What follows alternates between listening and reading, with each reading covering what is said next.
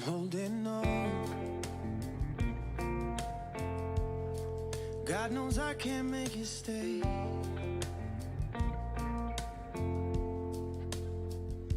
This highway's long, and you ain't going my way, no.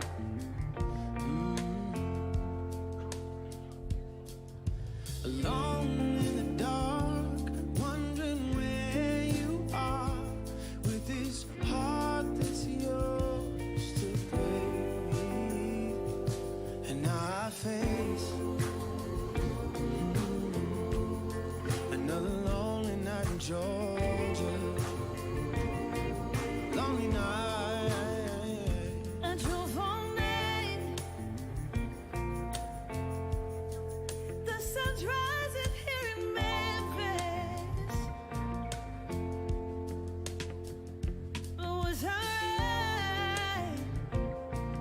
Oh, or just being a little reckless?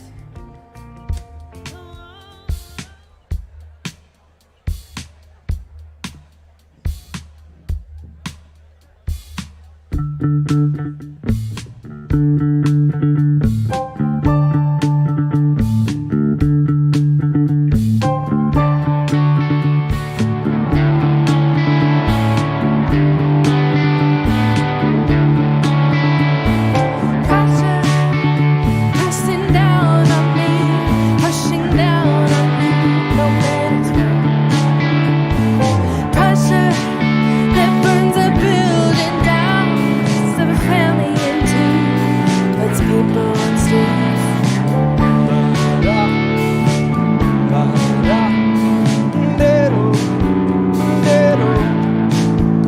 It's a terror of knowing what this world is about. Watching some good press screaming, let me out. And tomorrow gets me higher. Strong people on the streets. Da-da. Ba-da-da-da.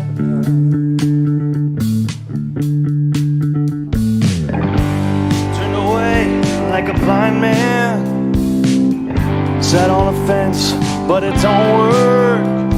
Keep coming up with love, but it's so trash and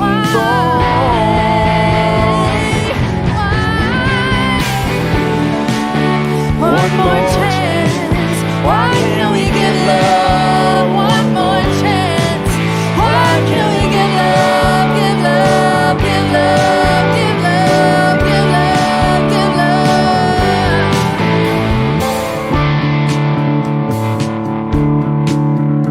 Under pressure. Under pressure. Under pressure. Under pressure.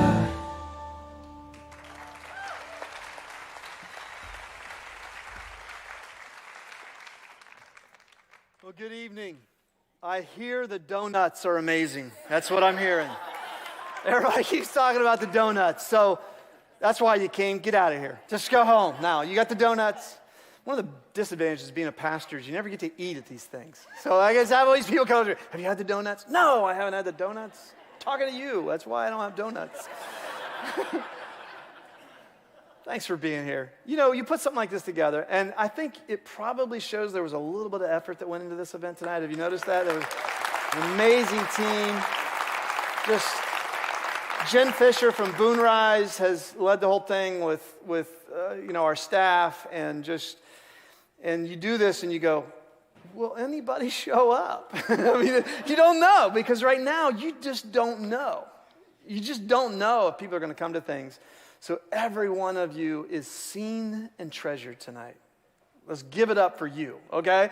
Give it up for you, because you're here, and there are 1,000 other things you could be doing.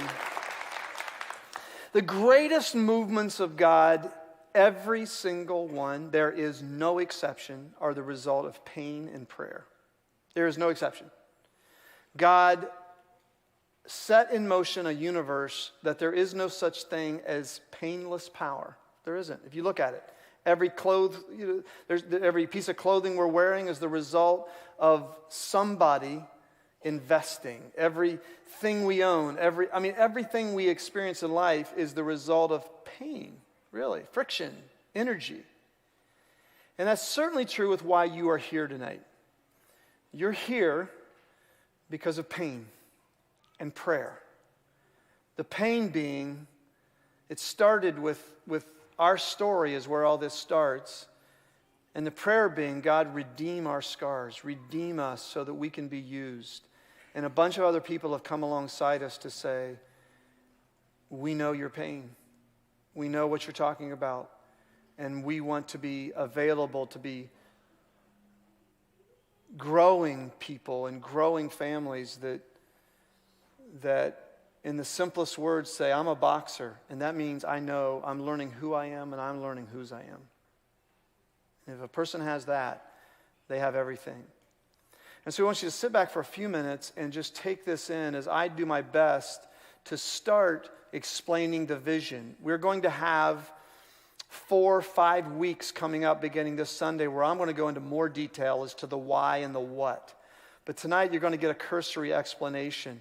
In coming weeks, you'll see stories from people like Addie Dobson and Blake Puckett and Josh Myers and Jordan Hobbs. And you'll see those stories of people who right now are just like the introduction to this is what it did in their lives. And for tonight, Sherry and I want to invite you into our story. And so here is our why behind Player's Box.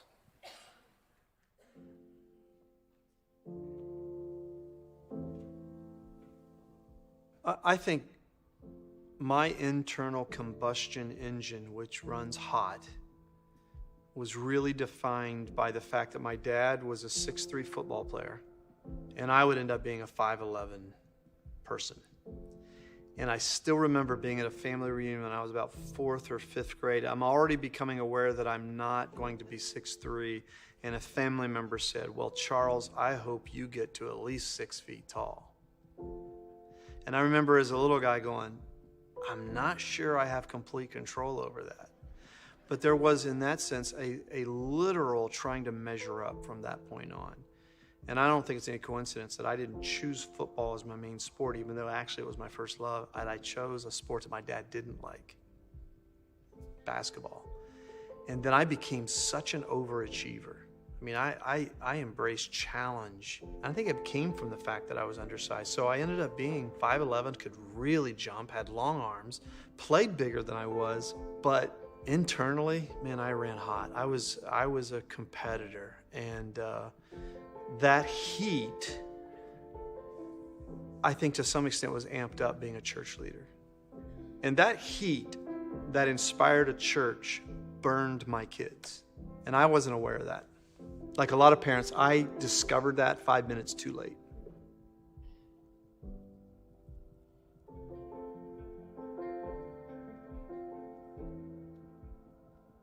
I think it was just taken for granted that I would be a point guard in college at Ohio State, that I would be a grad assistant. I have a few years overseas or something, professionally, but it always seemed a part of my life, and it was going to be a part of my life indefinitely. I don't suppose I felt external pressure, especially in my formative years.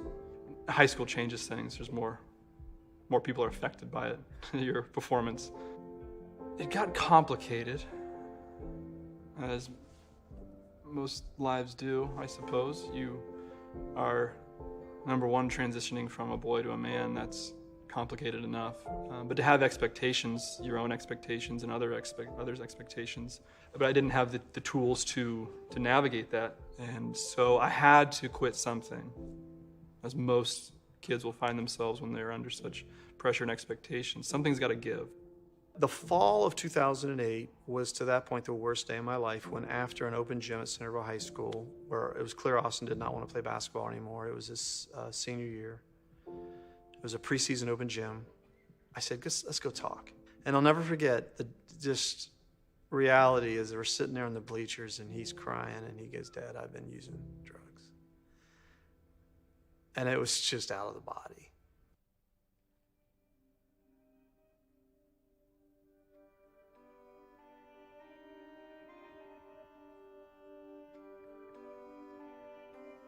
my parents, they never sat me down and said, you know, you have to be great. And, you know, applause means you're worthy. That never happened, but it was what I picked up on in their behavior, that what people saw us do mattered, that winning mattered, and that winning, especially in athletics, mattered a lot. So to me, that meant that's where the value was. That's where things were important, you know. And I didn't fit in that. I really didn't. So I found my way to dance, and that was the main focus for until I was about 21. It was all about dance. And it was exciting, and I could do it. I was living into it.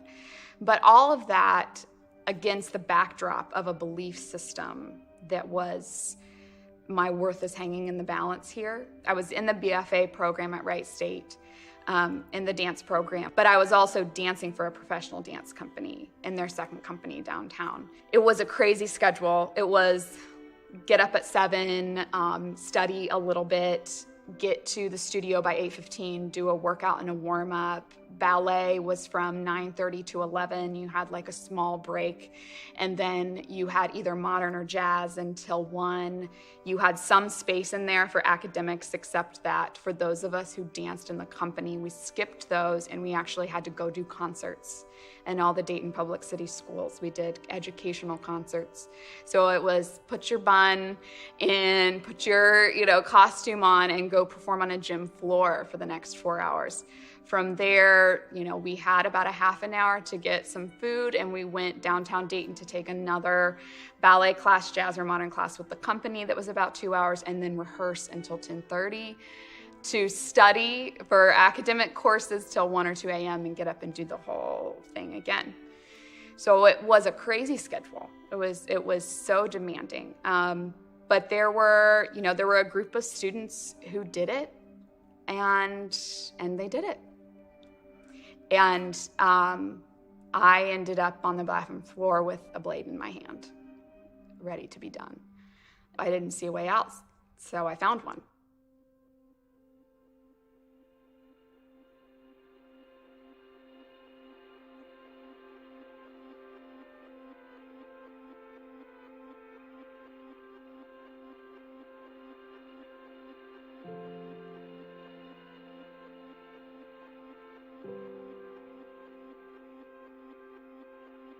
The moment when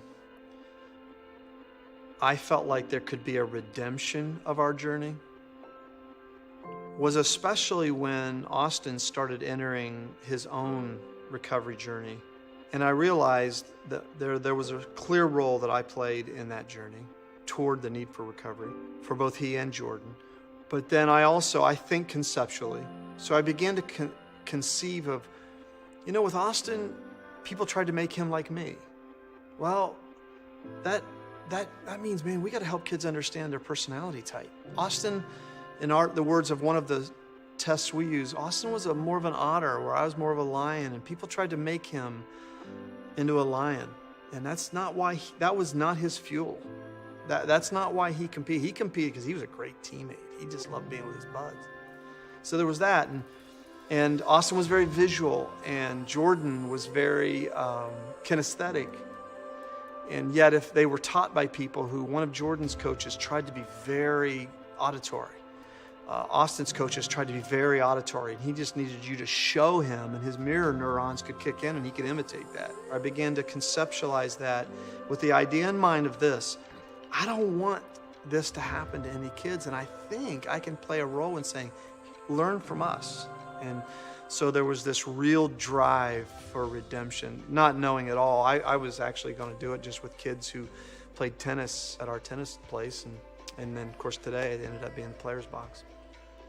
The thing that I'm most excited about with Players Box is to see the discussion of mental health not end with, I just quit, but I keep going. And there's something beyond simply stepping away, whether that be stepping away from one sport, academics, or arts, or stepping away, unfortunately, from their own life. There's a better way On the other side of that endurance, on the other side, a student's current circumstances is their greatest potential when they draw from the wealth that can come from, I believe, the resources that Players Box is providing. What excites me about Players Box is I can't wait to see what these students can create. I really can't wait to be inspired by what they can do when they have the tools and the language to help them become more self-aware, to process their complexities and their pain in a safe community that's going to support them, that's going to love them no matter what. I can't wait for them to learn that performance, winning, losing, creating something great or not, it's all relative. It's just an outcome. It's just an outcome. I can't wait to see them discover those things and then create out of it and show us what they see. You know, the church was meant to be a place of healing in many ways. It's meant to be a place where we serve the world. And ministry happens when the intersection of God's love meets human need. And right now the human need is, it's not enough to just be a kid now. You got to be beyond competent. You got to be excellent in everything. You better be speaking a second language. You better be helping kids in a third world country. You better be doing SAT prep courses, and you might get in to Ohio State. Literally, there's no guarantee of that. In my day, you could get in there if you had a heartbeat. And so you have this scenario, and what we believe that by doubling down on Players Box, we're creating incredible intersection points where, you know, one of our ex-student pastors said, you know, I think it's the most effective student ministry I've ever seen, Players Box, because it doesn't ask kids to come to us and we'll teach you Jesus. It goes to where they are. And oh, by the way, you'll find Jesus through us. And that is still the best thing I've heard said about Players Box. It's exactly right. We're going to meet kids where they are. And because we have a track record now in the last 3 or 4 years of actually doing this, we think it's a worthy bet to double down on it. To say the need's there, the love of God works. Now let's see what happens.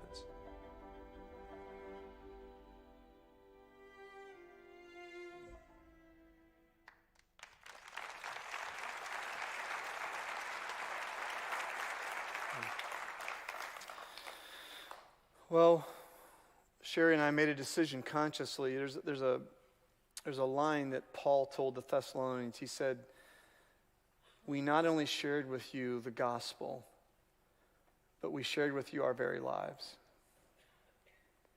And it's always been kind of a goal of mine that when I get done in ministry, that I can say that I didn't just preach, I opened my life up. And with this, we're going to the next level is inviting people into our incredibly painful journey. Inviting people into our mistakes. And saying, make your own mistakes. Don't make ours. Don't make our mistakes. Make your own, but don't make our mistakes. And as you know, the performance pressure that is on students, I've had a couple parents say, I don't think my kids need Players Box. I don't think they feel pressure. Are they a teenager and are they breathing? Then they have pressure. Okay, they do have pressure. And it's really different now. Where I got that one line from was from the book that many of you know I've been recommending called What Made Maddie Run by Kate Fagan. And it's about a tragic story of a freshman at Penn University who was an incredibly gifted young lady.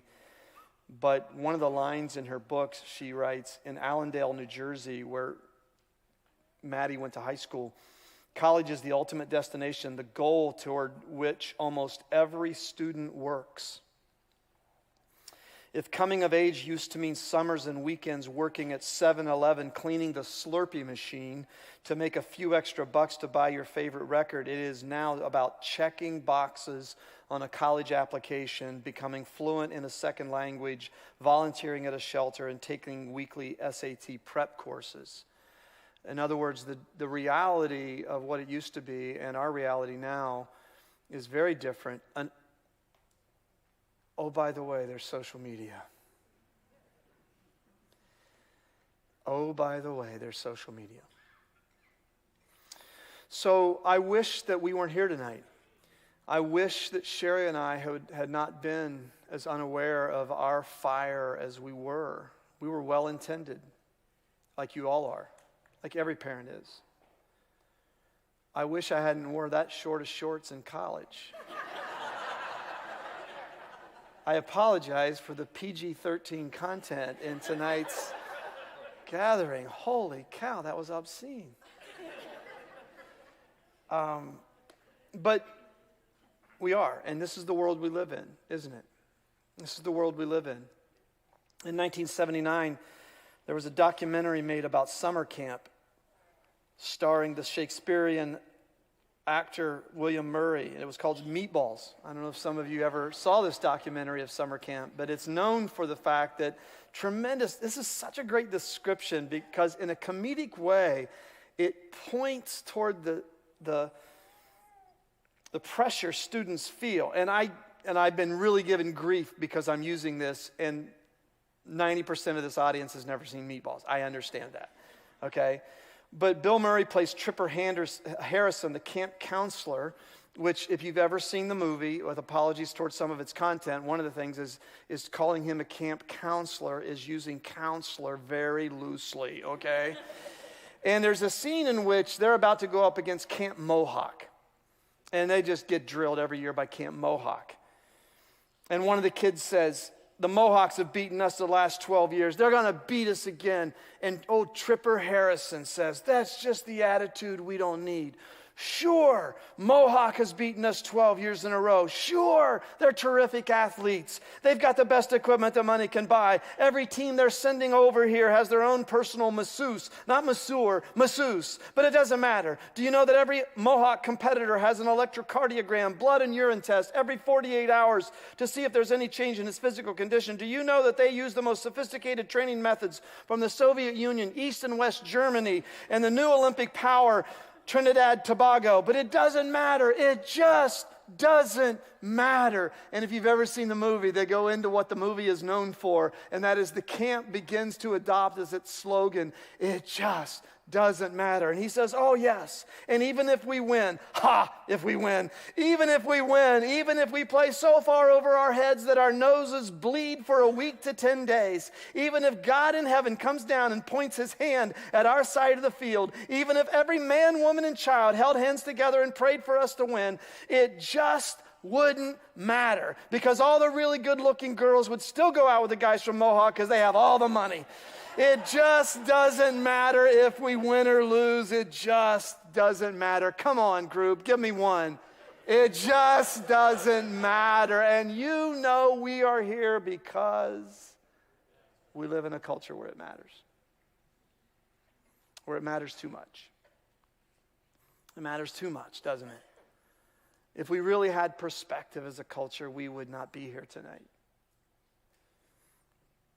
And while we, especially grandparents, are the type of grandparents we are because we realize some things that we freaked out about when our kids were young just doesn't matter. That's not the perspective of our culture.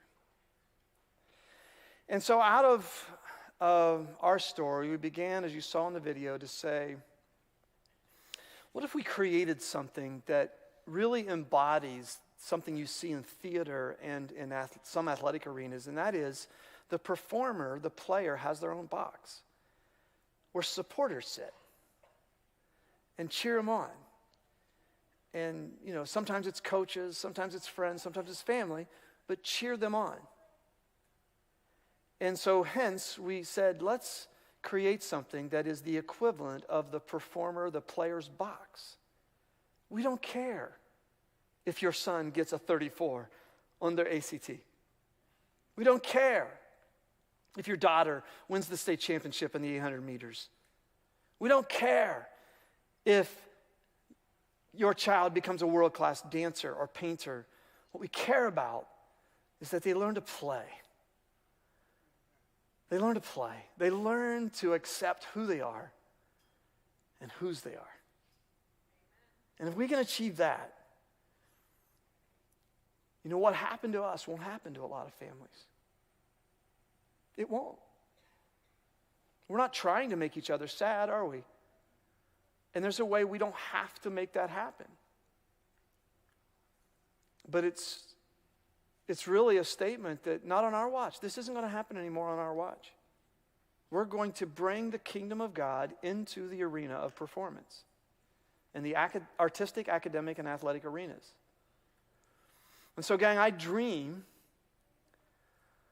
of that little guy who's in 3rd grade who is really good at math. And because he happened to be a part of this place called SouthBrook that had the wisdom to integrate its children's ministry into a ministry that says, Matthew, you're great at mathematics. Let us show you the Jesus who came up with math. And let us help you be around other kids who love math. And you grow up together. And you're led by people who love math too. And a lot of their memories will be spent out there in that mezzanine you're going to see in a moment, where they were tutored in an academic journey that was way beyond just an academic achievement. It was about, I learned there's a great mathematician who put all this together. Or I just dream of, one of my dreams is Players Box Productions. And this is this production group that takes kids who have interests in graphic design and painting and dance and music and the arts and actually put on productions that originate in that room over there. Because why? Because those dancers learn, you don't have to have body issues, body image issues. You're a beloved child of God just the way you are. That's whose you are. And they learn to appreciate how God made them, and they learn to play when they're dancing. And they dance to the glory of God. Why? Because God made his children to play. Amen? God made his children to play. And I dream of those students who, when they meet that crisis of, I don't think I have what it takes to meet the standards of my family. My mom and my dad were both college athletes, and I just don't think I'm gifted that way, but I'm kind of feeling the pressure to be that. That we can say, you know what? God made you to love athletics, but maybe he didn't make you to be a scholarship athlete. Let us help you understand your ability level. Let us help you understand only God knows your potential. Nobody knows your potential, not your parents, not us. And we're just going to help you lean into the way God made you. And so we began to conceptualize this, and we did. As you saw a little bit in that video, we came up with this idea that in terms of who kids are, if we would help them understand their personality type, that'll tell them why pressure affects them the way it does. If we'll help them understand their learning style, auditory, visual, or kinesthetic, it'll help them understand why they need to practice the way they do to form the right habits. If we can help them understand their ability level, it'll help them understand their purpose. That you don't have to be a scholarship athlete to enjoy athletics. It doesn't always have to have an end to the process. It can actually be for its own enjoyment. And that helps them understand their purpose. And if we help kids in high-functioning families especially to embrace the habit of the yes factor, the why, in other words, learning to say yes when they do things right so that their brain hears, let's do that again, then I think we're on our way to helping kids play outside the box that culture puts them in. And as you can tell, I'm a little bit passionate about it.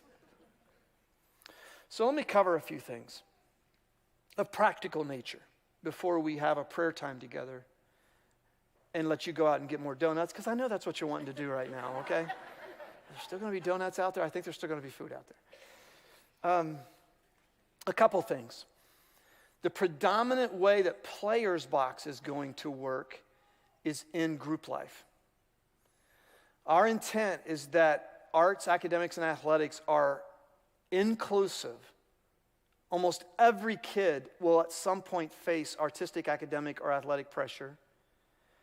And that we learn to train people to meet kids where they are in their pursuit and grow them in an affinity-based group around their interests. I say interests because many kids will be part of more than one group, most likely. Academic, artistic, or athletic. And that's our intent. So when people say, hey, well, you went to that Players Box thing the other night, what's it about? And it's really about getting kids in group life, getting them in community with caring people who don't care if they're the star, they don't care if they're the valedictorian, they just care that they learn to play. So right now, our whole Players Box, we've got about 4 years under our belt. We're in our 10th session of training, and we've learned so much, everyone. This is our best Players Box we've done yet. Why? Because we're learning things. But in this room are coaches. And I'd like for you just to see a few of them so you can see some of our coaches. So coaches, the Players Box coaches who have coached in sessions, would you stand up and just give them a hand because they've said, God, use me. Here's a bunch of our coaches. Yeah, spread around the room. And, I mean, it is so powerful to see these people at a table with a middle schooler or a high schooler and just sharing the love of God with them through how they just interact with them. And that's really important because I realize that one of the questions with this is, okay, we're even acknowledging that this story of the McMahon family is what was the point of origin behind this. And I get people asking me, what happens if you die? Which, can you ask that in a little different way than reminding me of my mortality? Okay? I mean, I just like people like, what happens if you die? Well, I'm careful when I step onto the street. There are no buses coming. I am. But I realize my role in this. Right now, I am the passionate fuel behind this and the conceptualizer and the catalyzer.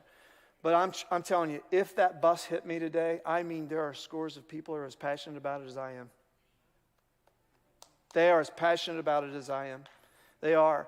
And not the least of which is these coaches. And then there's our Players Box staff. So would staff who are involved in Players Box stand up right now? Would you guys stand up? I know Kathy's in here and Mike and Jordan.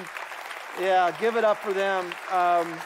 Eric, and just a bunch of them that are just, you cannot believe, Katie, the work that they put in to make every parent who comes through here for Players Box every Tuesday when we're doing that, and every kid feel really special.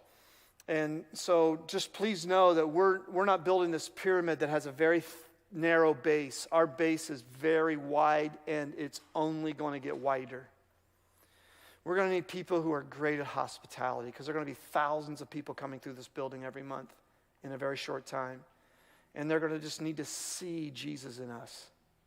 So we're just going to it's going to create a whole new volunteer engine at our church. As we become the kind of place that somebody says, I've been training here for 3 months. I just realized this is a church. I didn't know this was a church. And I would love that. I love when that happens because they saw God's love before they got preached at about God's love. You want to know what it's going to look like. Well, here it is. And so I want to take you through a couple of slides, a few slides that I'll just point out to you that as you see these, when you go out of here, you maybe see some things in a fresh way and then also be able to pass it on. We wear the shirt. Wear the shirt, so when you see someone else at Menards or Lowe's, they go, oh man, I'm a boxer too. I'm a boxer. I'm someone that is involved in investing in this to help kids learn who they are and whose they are. And so you'll be able to explain the what. Here are a couple things. One is, if you are looking from that corner of our parking lot over there, so you're in the theater right now. For those of you who are really directionally challenged, I'm going to be like really basic with this. Because I'm not. And so I assume that you can see it like I see it. So you're in the sky on the northwest part of our building. I just said something that means nothing to those of you who are directionally challenged. Northwest. So you're up there, and this is what you're looking at. So you're facing that blue arched roof right now. And that's our main theater. The construction will include a building right there that the chairs will go out of there every Sunday. And then there are locker rooms and a training room in there and a concession area right there. And so that's then you're looking at this from that northwest side. Okay, so you can actually see the addition on the west side, and you can see the concession area. You'll see more detail on this. You can see the speed training / sand volleyball court. You're seeing the west side of the kids' playground area, and then the east side of the playground area. You'll see that in just a moment. There is the ground level view of what you just looked at. So that's what it'll look like. Now, for those of you who know that our storefront is butt ugly, because it is. When you drive by our building, you go, ugh. This is really going to improve our storefront, okay? It's really going to improve our store, because when people drive by, they'll go, what the heck is that? And so one of the things you see is really pivotal to this is an outdoor court where we can do volleyball, basketball, multiple activities, and we'll actually be able to do a service in there. Not in February, but it'll be a 3-season room. And we can do a lot of things in there. And the cool thing for Southbrookers is you'll be able to say, hey, go online, go onto our app, and you'll be able to say, okay, we can reserve the 4 to 5 slot, and we can go there, when it's open, and it'll be really cool as a place for families to play and groups to play. This is the indoor part of that. And I love it because it has a field house feel to it. You can see the court, and then there are a bunch of the players' box slogans that'll be on that south wall of that. And now you've come around to the entrance. So you're looking at it from over there as you come into our entrance, and you can see how that'll improve the Washington Church Road side of our building. And then you're back on the west side, there's the volleyball court. This is the playground area, really neat playground area that our team has designed to just give the little sinners something to do while we're doing all the important stuff. Now, this is a really cool part, because our building's almost 14 years old, so it was due for really a touch-up anyway. So now we're going to come in here, and what you're looking at is a view from the sound booth. So when Sunday services are done, we'll be able to bring a curtain down that blocks all this off. This stage extension will come out not every week. This will actually come out permanently. Then the chairs will go out, and what you're looking at is what this would look like, say, if a basketball event was going to happen. There will be 6 hoops that can be wheeled in from there. High-quality court, high-quality hoops. The hoops are actually a notch below the hoops that UD has in their practice facility. The reason behind that is if Fly Into the Hoop or a First 4 team comes into the town and they need a place to practice, that teams will learn to choose this place. That this will be the kind of place that they can come and say, yeah, it's a great practice facility. We're doing a work right now. We're very connected to the UD volleyball program, where their summer program will be here. They'll actually do their summer program here. And then there you're looking at the west side. You're looking out to the west. That's where that construction will happen, and you can see the exit into that new construction. The aesthetic change in the atrium will be the arts sign that shows that the small theater now is actually going to be called the Arts Theater. Let the world see, kids, what you see. And we just want to, in the words Jordan said in that video, we want kids to just be creators in there and learn to accept how God made them as an artist. I think the biggest impact will be in that space right there, because that's where the academic tutoring will take place, but that's also where we'll train parents and coaches and kid influencers on these principles that work. And if somebody asked me now, what's the biggest impact Players Box is going to have? I think it's going to be in that mezzanine.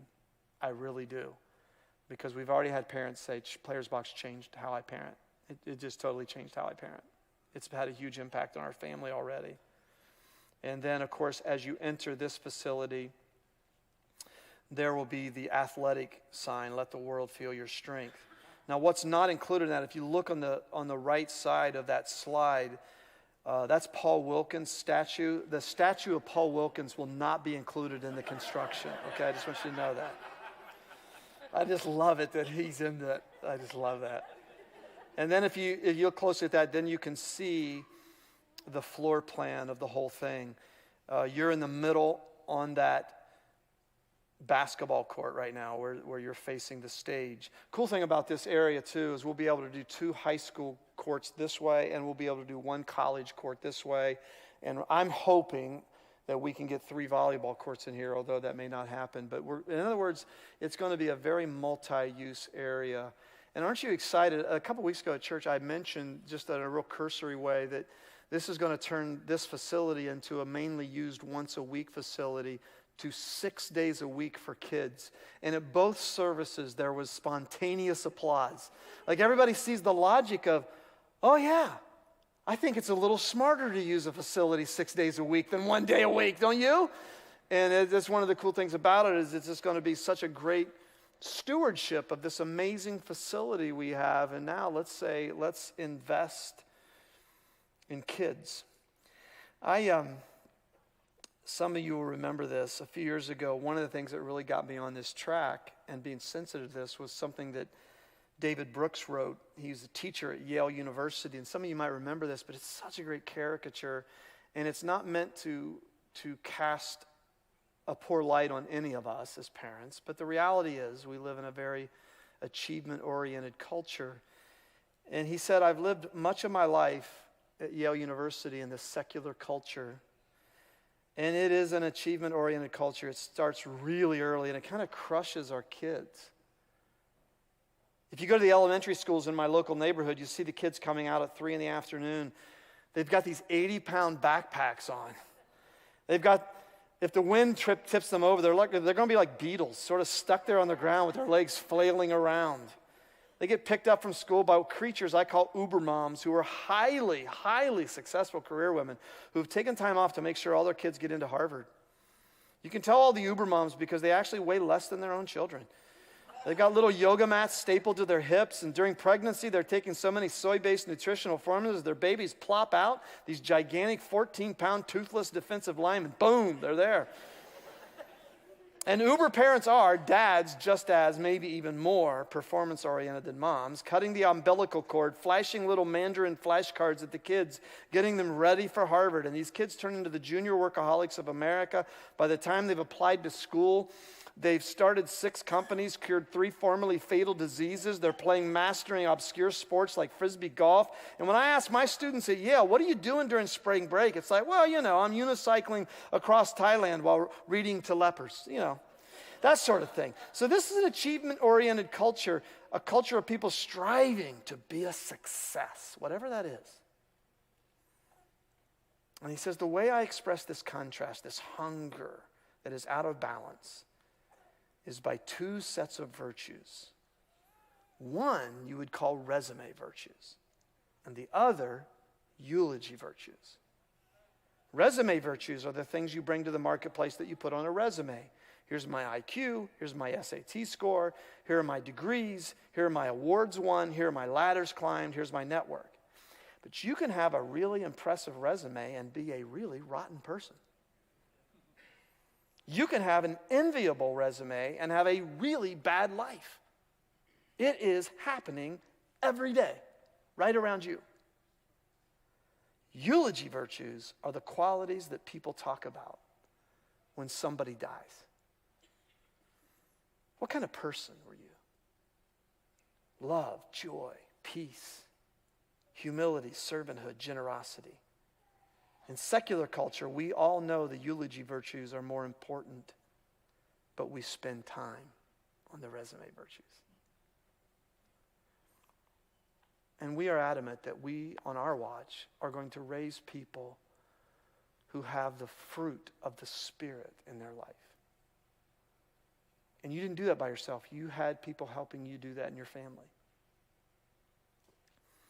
And yes, they may have impressive resume virtues. But you'll know, and we'll know, that what really mattered were the eulogy virtues that they learned. And that actually got developed in their life. Whether artistic, academic, or athletic in that context. We're going to do something right now. I'm going to ask the coaches to come up and go to the tables. Because tonight is not just great food and fun, and as you know, it's a vision. And I'm going to ask you to make a commitment of prayer. And we wanted this to be a moment where you got out of your seat and you made a decision to say, at the very minimum, I'm going to invest my soul in praying what's on the back of the card that the coaches are going to hand you. I'm going to ask you to put it in a place that you can't miss it.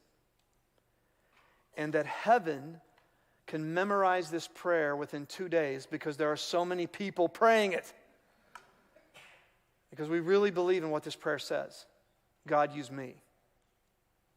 Use me to have a generational impact on families. God has blessed us with 3 initiatives that are going to change Dayton. Reverie, City Lights, and Players Box. That's how our legacy is going to be felt in the Dayton area. I'm going to ask you to take that card and to pray. And to also pray as a family about making possibly the biggest contribution financially you have ever made to this church in the next 3 years. I'm going to ask you to pray about that. November 7th is when our church will bring our commitments for 3 years. So you have weeks to listen on Sunday and worship and learn and just listen to the Holy Spirit saying,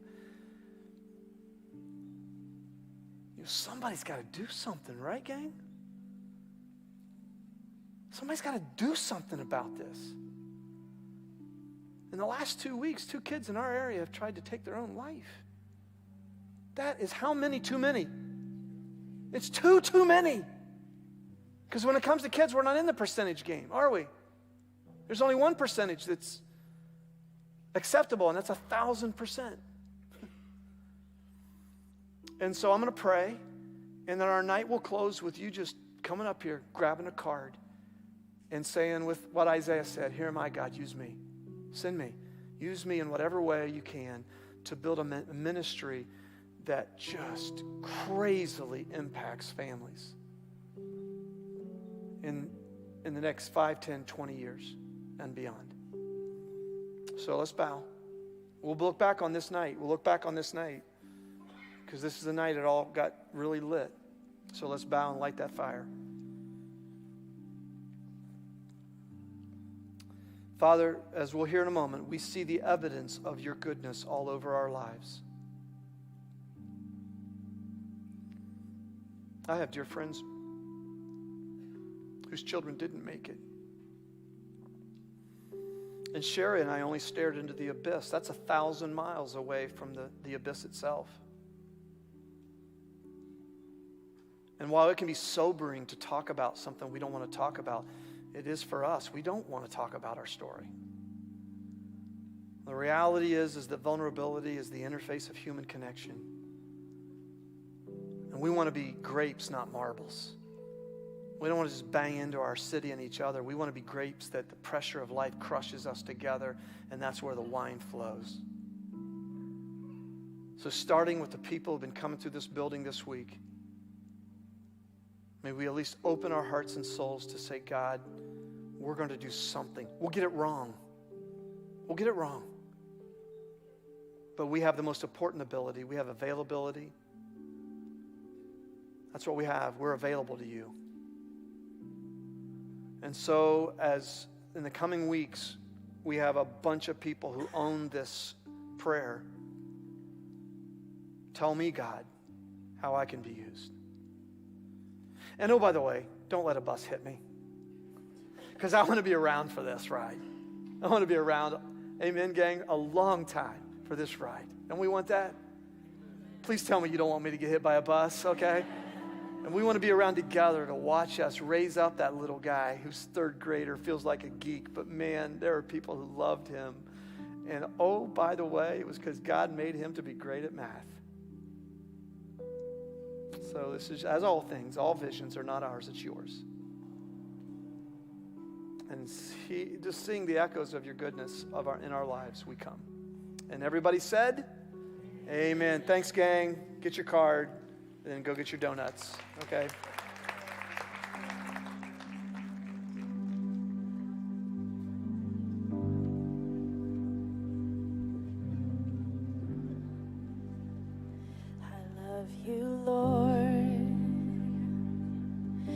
your mercy never fails me. And in all my days, I've been held in your hand. From the moment that I wake up until I lay my head, I will sing of the goodness of God. And all my life you have been faithful. And all my life you have been so, so good. With every breath that I am able, I will sing of the goodness of God. I love your voice. You have led me through the fire, and in darkest night, you've been close like no other. I've known you as a father, I've known you as a friend, and I have lived in the goodness of God. And all my life you have been faithful. And all my life you have been so, so good. With every breath that I am able, I will sing of the goodness of God. Your goodness is running after, it's running after me. Your goodness is running after, it's running after me. With my life laid down, I surrender now. I give you everything.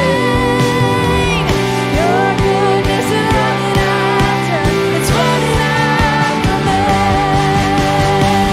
Your goodness is running after, it's running after me.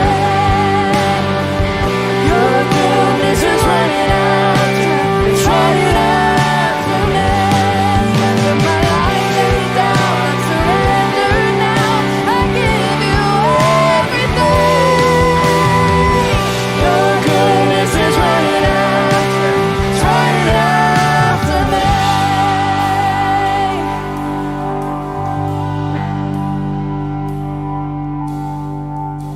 And